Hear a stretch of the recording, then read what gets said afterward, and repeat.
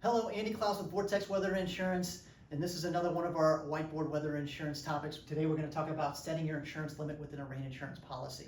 Rain insurance, again, is very customizable, so you can set any limit you want. So what is a coverage limit?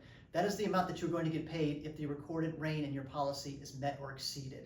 So setting that is a significant price driver. The higher the insurance limit, the higher the premium. The cost can go up very high depending upon what limit that you choose.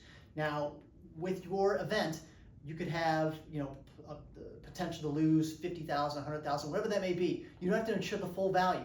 You can insure half that value. You can insure just the sunk costs, the bottom line costs within, setting up your event, partial revenues. Again, the key is you don't have to insure the full value, because if it rains and you don't have to cancel, you're still going to lose that potential revenue from the loss of attendance and such.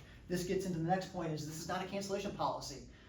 You don't have to cancel the event in order for the policy to trigger. Although cancellation insurance is an important risk management technique, if it rains and people don't show up and the event continues, the policy will still trigger. Another technique is the ladder policy. This is where you can set up a policy. If it rains a small amount, you get a small amount back. But if it rains more, you get the full coverage limit. This is a good cost control mechanism. It can be more affordable. Again, it's very customizable, and you can at least get some money back if it rains a small amount, but then again, get the full value if it rains a ton and you have a significant financial loss. Ultimately, you know your event the best, but we're here to help. Contact us at vortexinsurance.com. Call or text 913-253-1215.